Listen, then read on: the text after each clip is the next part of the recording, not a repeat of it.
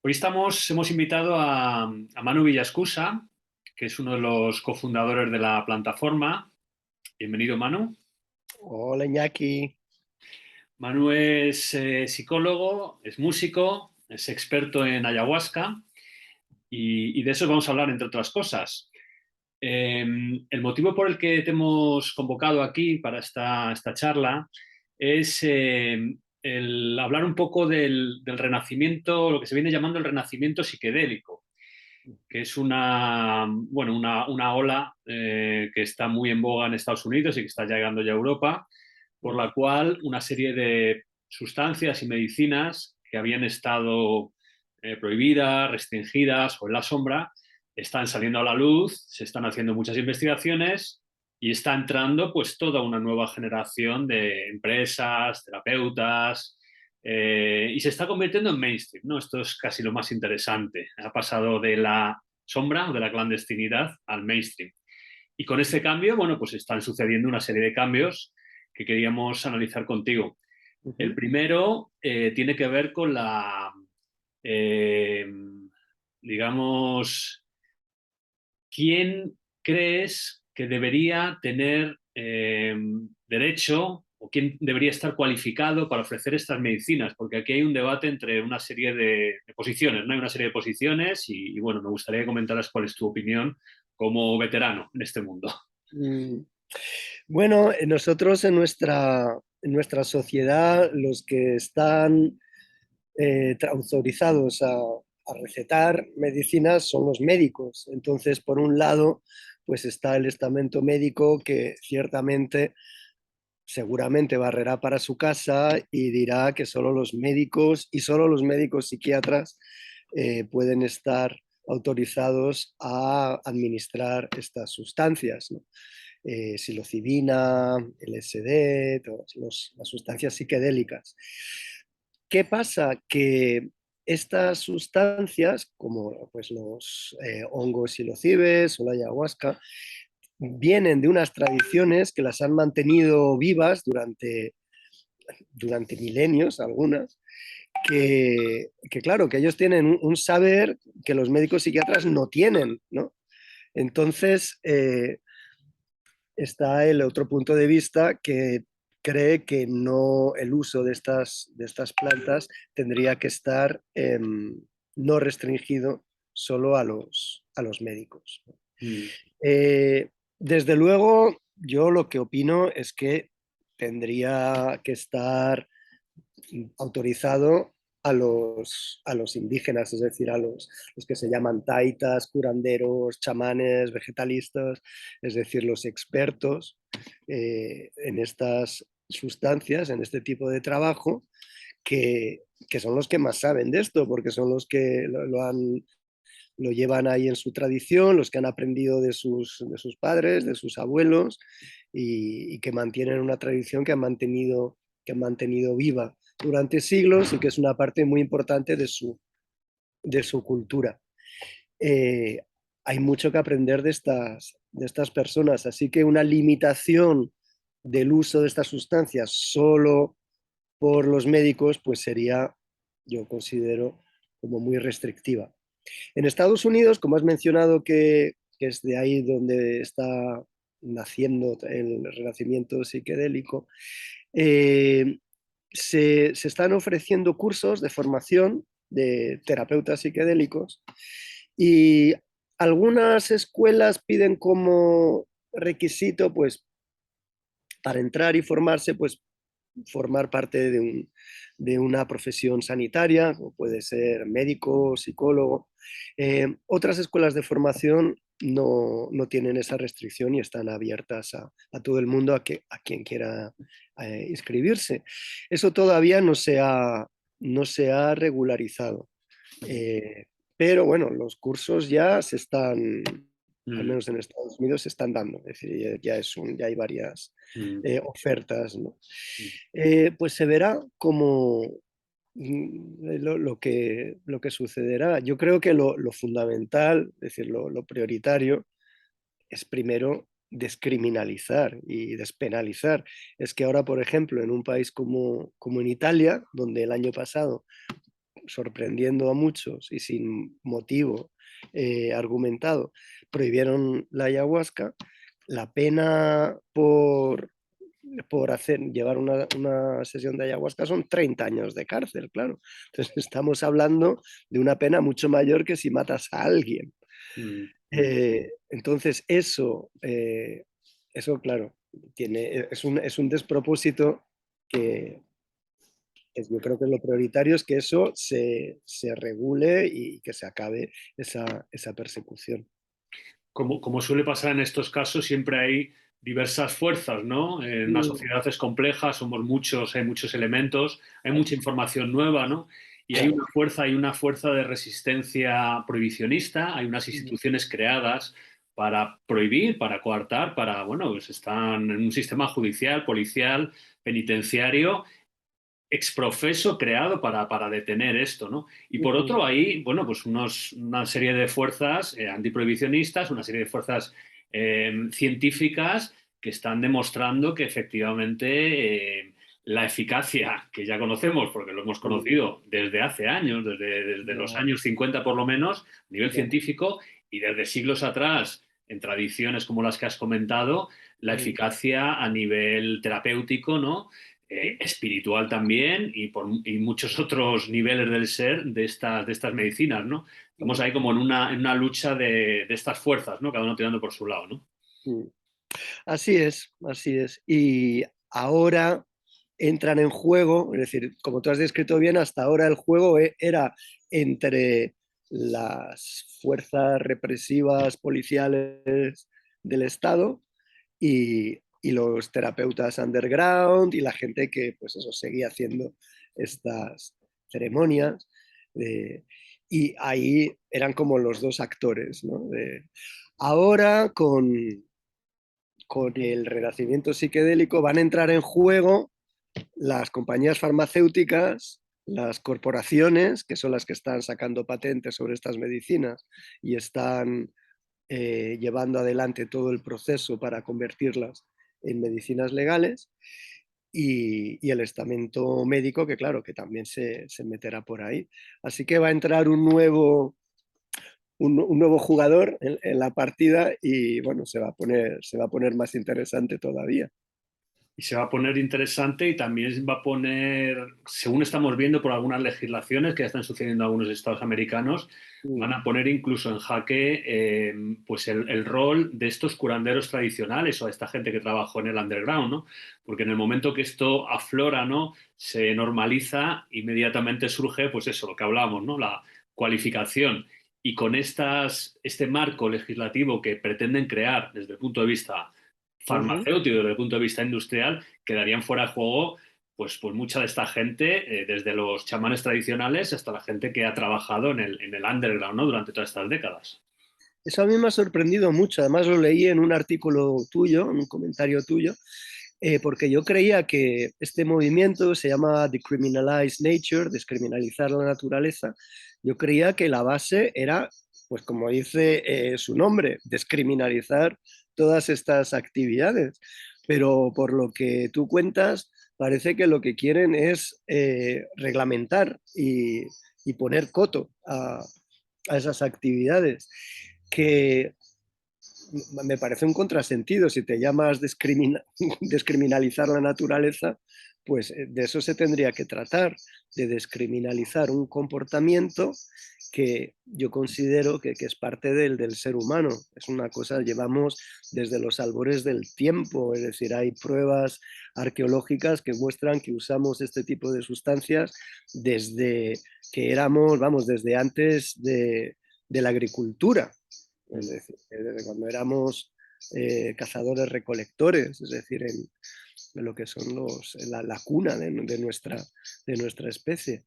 Entonces, que eso esté criminalizado pues me parece un despropósito, tal como, qué sé yo, de criminalizar la música, que también hemos estado haciendo música, reuniéndonos alrededor del fuego, probablemente haciendo las dos cosas a la vez, Mm. tomando estas plantas y haciendo música, pues eso, como en algunos países, pues como con los talibanes o tal, que prohíben la música, ¿no? Los fundamentalistas islámicos, pues me parece un despropósito de ese calibre, ¿no? Mm. Bueno, el movimiento de Criminalize Nature es un movimiento ciudadano. Yo, por lo que me contó su fundador, Carlos Plazola, que está Mm, aquí en San Francisco, ellos mm, precisamente están en sintonía con lo que nosotros hablamos. O sea, la claro, descriminalización es permitir, primero, derogar la prohibición, ¿no? Como decía claro, el difunto Escotado, lo primero, derogar la prohibición porque no se puede prohibir una planta, no se puede prohibir la música, no se puede prohibir el amor. Esto es claro. algo que no se puede prohibir, ¿no? Entonces, esta prohibición ya no tiene sentido. Mm, Entonces, ellos están por la decriminalización y por otro lado están, pues eso, vigilando que esa descriminalización no se convierta en un aumento del poder corporativo de grandes industrias como las farmacéuticas, que ya sabemos que tienen un poder desmesurado y que no siempre cuidan por nuestra salud como debieran. claro.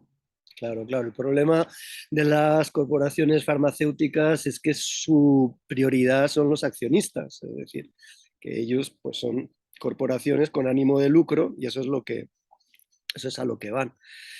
Entonces, claro, no son de fiar en ese sentido, ¿no? Además, una cosa que estas sustancias, estas plantas, no están como delimitadas en el ámbito de los fármacos, porque también tienen usos religiosos, espirituales, no son fármacos que tú vas a la farmacia, los compras y te los tomas en casa y ya está. Son sustancias que tienen su eficacia y su uso en contextos ceremoniales, en, pues eso, en cultura, hay toda una cultura alrededor del uso de estas plantas que es necesaria para su buen uso. Entonces, todo eso es como que sobrepasa lo que es el ámbito de actuación de las compañías farmacéuticas.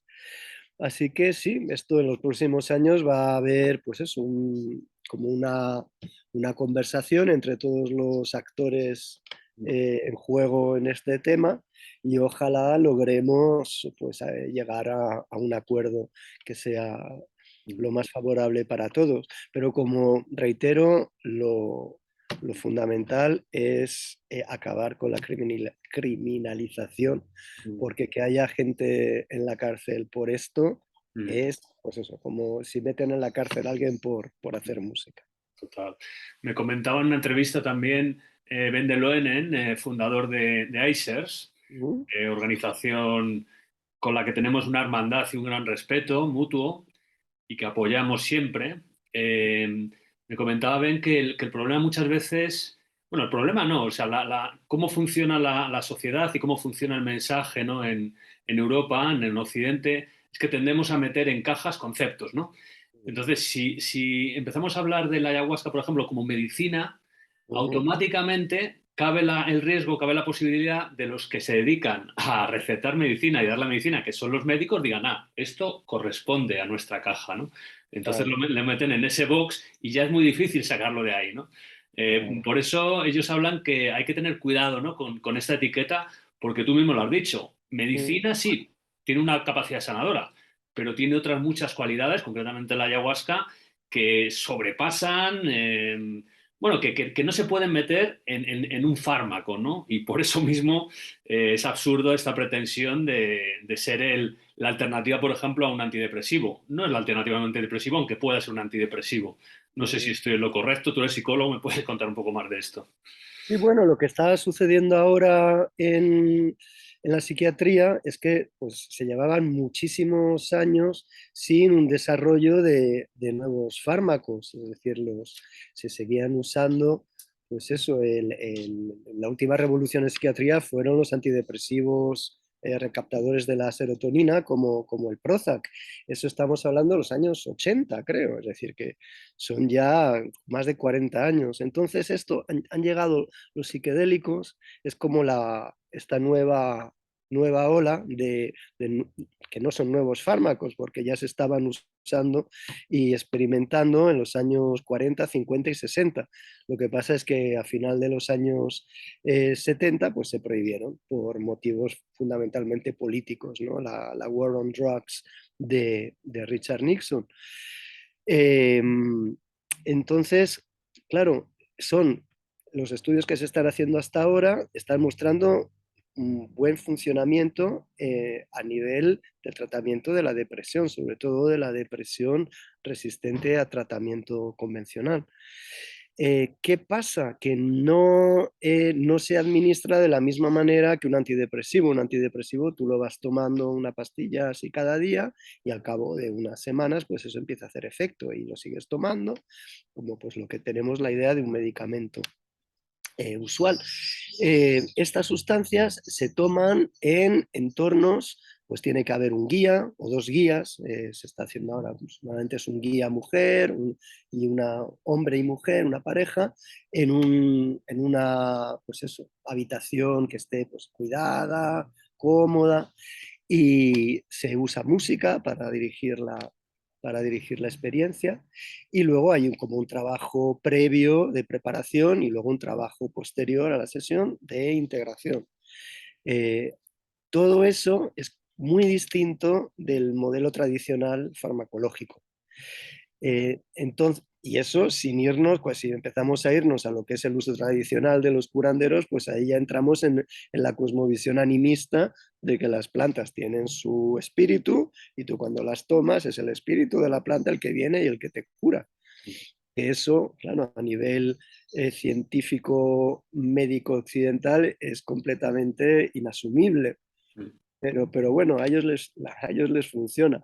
Eh, los estudios que se están haciendo con la depresión ahora no entran en todo esto del lado animista, pero sí que reconocen, porque han notado en los estudios que han hecho, que hay una correlación directa entre la vivencia de una experiencia mística durante la toma, una correlación con los resultados terapéuticos.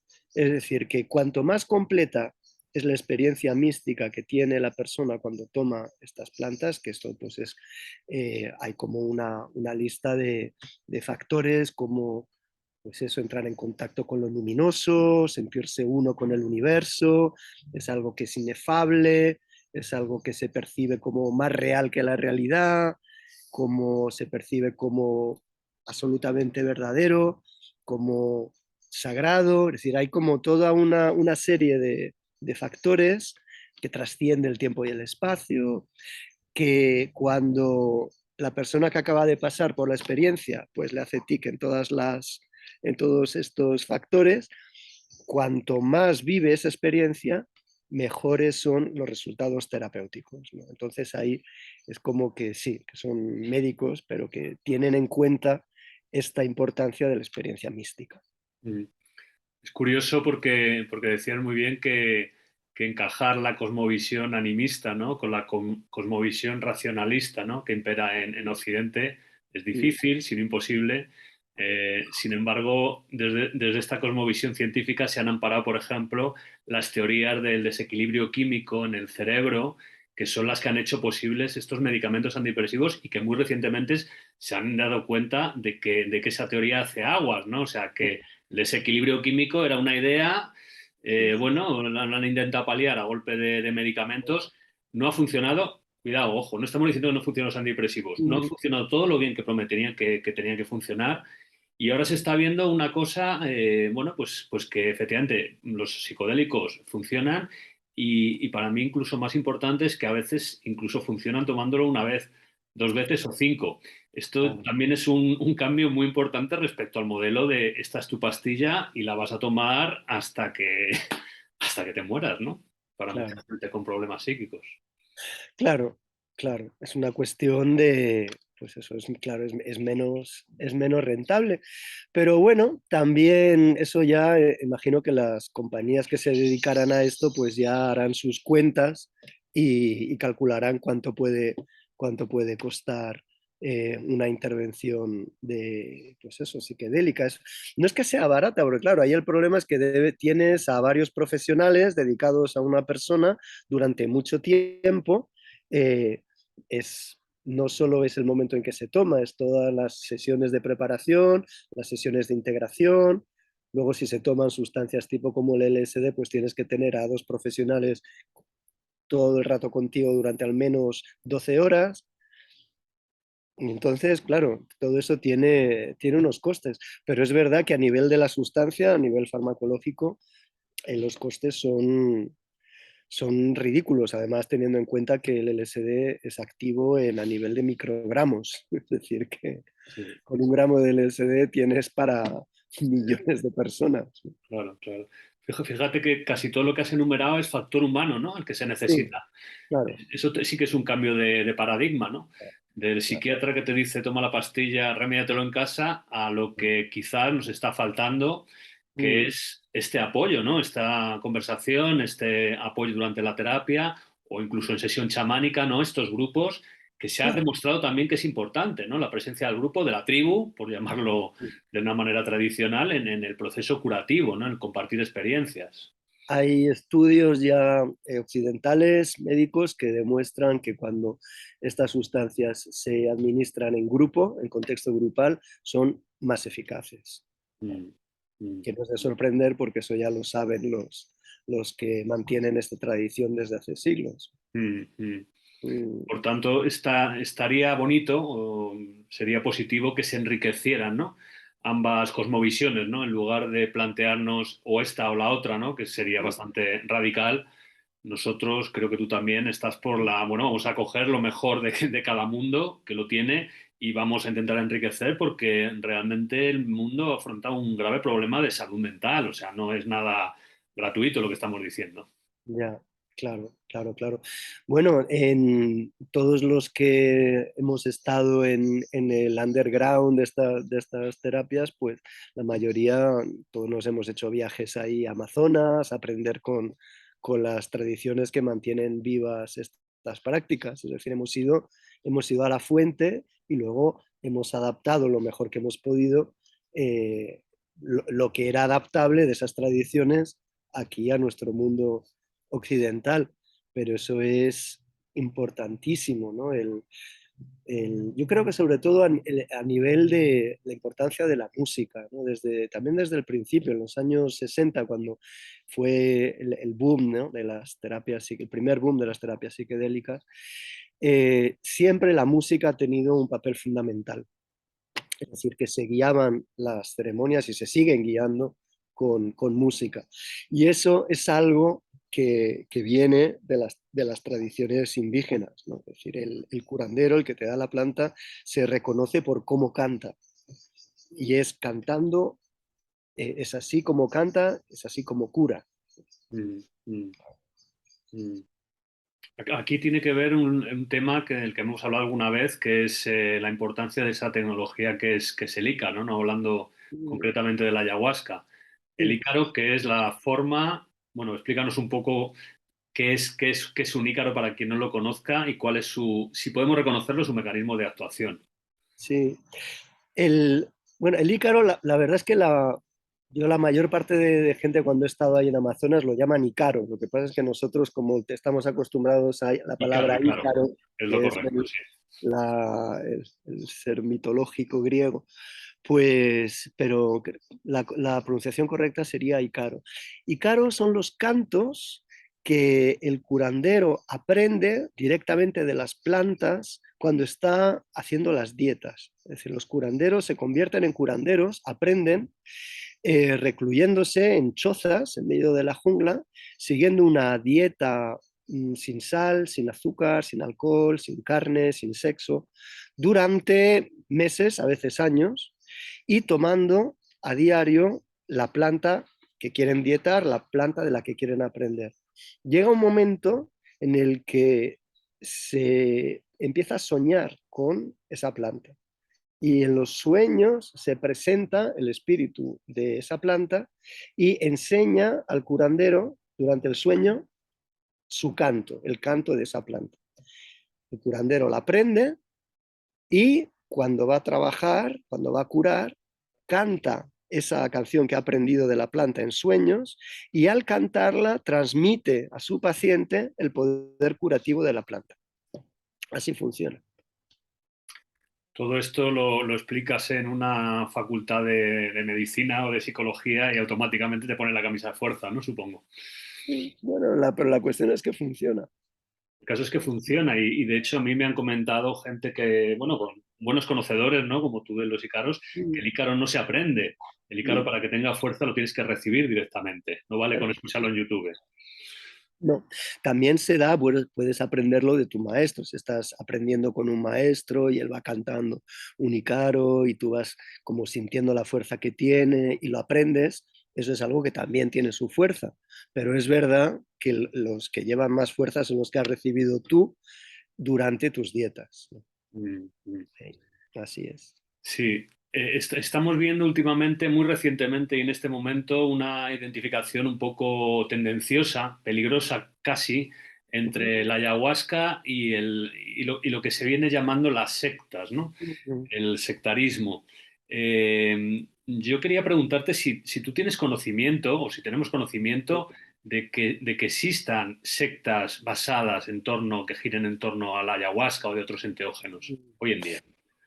Bueno, esto está ahí desde que empezó el movimiento psiquedélico en Occidente, ¿no? Desde los años 60 está, bueno, la historia de Charles Manson, ¿no? Que fue un poco el fin del sueño hippie, ¿no? Este Charles Manson diseñó una secta en las que tenía pues a sus secuaces como el cerebro lavado a base de altas dosis de LSD y les convenció de que realizasen un asesinato múltiple, ¿no? A Sharon Tate, la mujer de Roman Polanski. Entonces, eso fue, bueno, fue sonadísimo, fue tan sonado que muchos ahí con ese acontecimiento pues marcan el fin, ¿no? Del sueño de los hippies. Y, existe ese riesgo, es decir, son sustancias que pueden servir para el lavado de cerebro. Es también famosos los experimentos que hizo la CIA con los experimentos MK Ultra, ¿no? Mind Control Ultra, en el que intentaron dar LSD a voluntarios para ver si podían, pues eso, usarlos como técnica de interrogación o técnica de lavado de cerebro. Se puede usar para el mal, pero eso es con cualquier sustancia que tenga mismo poder. Un cuchillo puede servir para matar a alguien o puede servir a un cirujano para curar a alguien. Mm, El fuego mismamente, ¿no? Se mm, puede servir para muchas cosas positivas y puede servir para destruir. Pues esto igual. En general, conociendo lo que es el mundo este de las plantas maestras y de las ceremonias, los usos sectarios son una minoría absoluta. Además, ha habido como una reagrupación de los practicantes de este tipo de trabajos que tú has mencionado al principio, como la plataforma, pues personas que se unen para defender unos buenos usos y sobre todo pues para hacer ver los pocos que no están siguiendo estos buenos usos. mm. Eh, si hay alguien que esté escuchando esto y se plantee el acudir a alguna ceremonia de Inner Master y Ayahuasca Internacional, pues aquí mismo les digo que es peligroso porque eso sí que se puede llamar una secta. Bueno, lo que es una estafa piramidal donde lo que van buscando es que las personas se queden a vivir en sus casas pagando hasta 2.000 euros al mes y para costearse esos gastos pues les ponen ahí a hacer telemarketing, a captar nuevos adeptos y así está creciendo, ya tienen casas en 20 países, creo. Mm. Así que sí, existe ese riesgo. Ahora, al mismo tiempo también existe una organización de todos los que estamos en este camino de, pues eso, de crear buenas prácticas, ¿eh? La plataforma tiene un código deontológico donde se deja muy claro cuáles son el comportamiento ético de las personas que trabajan en esto. Mm. ¿De dónde vienen los ataques a la ayahuasca? ¿Quién? quién quiere hacer presión sobre un mundo que yo sepa hasta hoy no ha producido mayores daños que los que has comentado con esta organización? Y son daños casi siempre, yo creo que económicos, más en Mm. torno a la estafa que en torno a daños reales en la gente. Eh, ¿Por qué de repente crees que está recibiendo el mundo ayahuasquero ataques con esta acusación, ¿no?, del sectarismo? Ya. Bueno, no es nada nuevo, es decir, los gobiernos por su naturaleza desconfían de las agrupaciones que no dependan de ellos. En China, por ejemplo, está el caso de Falun Gong, ¿no? Esta secta religiosa que lo que hacían era Qigong, ¿no? Estos ejercicios Mm, taoístas de respiración, no parecían nada peligrosos. Bueno, les persiguieron, les torturaron, les asesinaron, mm, una represión brutal. mm, Entonces, aquí, gracias a Dios, en Europa, pues estamos más en un estado de derecho y no nos pueden torturar ni asesinar, pero un poquito de represión, pues sí que hay. El poder siempre tiende a, pues eso, a manifestarse y a expresar su autoridad. Entonces, cuando ve movimientos de los que desconfía, pues mm, aplica pues es la mm, represión.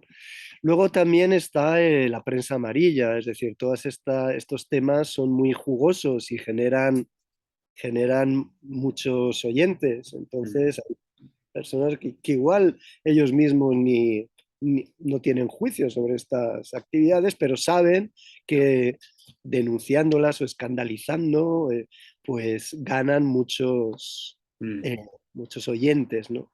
Que es mm. de lo que se trata, ¿no? Claro, claro. Vale. Sí, sí, sí, sí. Sí, bueno,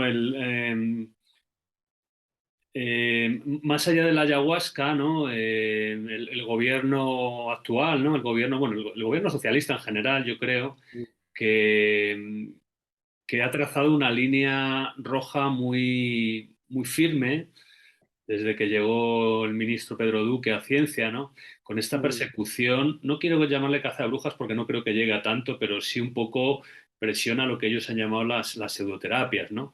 Y han puesto una línea de lo que es la medicina que se puede, la aceptable, ¿no? La socialmente aceptable, la que da la seguridad social, y todo lo demás que ha caído en la pseudomedicina. Pero da la casualidad de que esa pseudomedicina, y ahí entran muchas cosas, y no vamos a hablar de ellas porque son demasiadas, la utilizan millones de personas y eh, supongo que no todos son tontos, ¿no? O sea, que de vez en cuando a alguien le cura o le sana o le sienta mejor o le hace la vida más feliz, ¿no? Parece un poco radical, ¿no? Esta distinción y esta línea roja que han trazado. Claro, yo te hablo desde mi experiencia como psicólogo. En el Colegio de Psicólogos de Madrid, pues hay una sección que son pues, radicales cognitivo-conductuales, que ellos defienden que todas las demás orientaciones son pseudociencias.